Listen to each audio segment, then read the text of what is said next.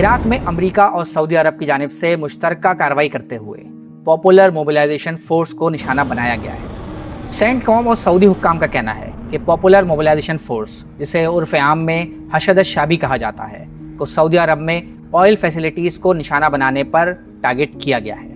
مگر سوال یہ ہے کہ آخر ایک عراقی گروپ سعودی عرب پر حملے کیوں کر رہا ہے؟ عراقی حکومت ان حملوں کو کیوں نہیں روک پا رہی؟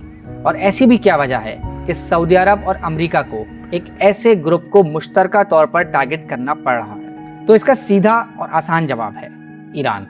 جی ہاں، حشد الشعبی دراصل مختلف شیعہ تنظیموں پر مشتمل ایک ایسا گروپ ہے جسے 2014 میں داعش کے بڑھتے ہوئے اثر و رسوخ کو عراق میں کم کرنے کے لیے بنایا گیا تھا۔ ابتدا میں اس گروپ کو امریکہ اور عراقی حکومت کی مکمل حمایت حاصل تھی، مگر پھر 2017 سے حشد الشعبی میں شامل کئی گروپس کے امریکہ کے ساتھ اختلافات بڑھنے لگے، اور ان گروپس میں سر فہرست ہے کتائب حزب اللہ۔ اس گروپ کی ایران سے قربت کا اندازہ اس بات سے لگایا جا سکتا ہے کہ 2019 میں جب امریکہ نے قاسم سلیمانی کو ٹارگٹ کیا تھا تو اس دوران حشد الشعبی کے ڈپٹی لیڈر اور کتائب حزب اللہ کے سربراہ ابو مہدی المہندس بھی ان کے ہمراہ تھے۔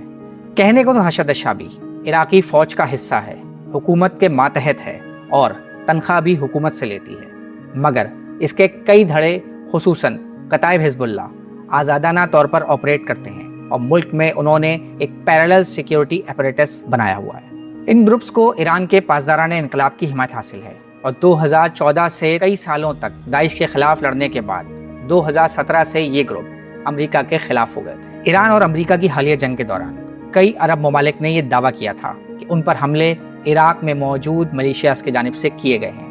یو اے ای کے براکا نیوکلیئر پلانٹ پر حملے اور 18 مئی کو سعودی عرب میں ہونے والے ڈرون حملوں کے بعد عراقی حکومت نے ان حملوں کی مشترکہ تحقیقات کا اعلان بھی کیا تھا۔ رائٹرز کی ایک رپورٹ کے مطابق عراقی حکام نے دعویٰ کیا تھا کہ ایران نے عراق میں تقریباً 3 سے 4 خفیہ سیلز قائم کیے ہوئے ہیں۔ ہر سیل میں 8 سے 10 افراد شامل ہیں جو دراصل حشد الشعبی کا حصہ ہیں، مگر وہ اس سے بالکل ہٹ کر کام کرتے ہیں۔ ان گروپس کا مقصد خفیہ رہ کر سعودی عرب، کویت اور یو اے ای پر حملہ کرنا ہے، اور اس کے لیے ان کو تمام لاجسٹکس پاسدارانہ انقلاب فراہم کرتے ہیں۔ رپورٹ میں یہ بھی دعویٰ کیا گیا ہے کہ حشد الشعبی میں شامل کچھ گروپس ہتھیار ڈالنے پر بھی غور کر رہے ہیں، اور اس انیشیٹو کو امریکہ اور عراقی حکومت کی حمایت حاصل ہے۔ سعودی عرب پر ہونے والے حملوں اور جوابی سعودی حملوں نے ایک دفعہ پھر عراق میں موجود ان گروپس کو شہ سرخیوں کا حصہ بنا دیا ہے، اور اس کے بعد اب یہ سوالات اٹھائے جا رہے ہیں کہ کیا عراقی حکومت اب اس کے خلاف کوئی کارروائی کرے گی؟ کیا ایران اتنی آسانی سے یہ لیوریج اپنے ہاتھوں سے جانے دے گا؟ اور کیا امریکہ اور ایران کی جنگ اب عراق تک بھی پھیل سکتی ہے؟ مزید نیوز اپ ڈیٹس اور ڈیجیٹل سٹوریز کے لیے سبسکرائب کریں ڈان نیوز پاکستان۔